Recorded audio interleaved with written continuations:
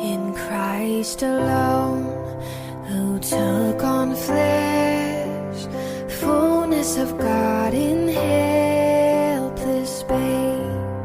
This gift of love and righteousness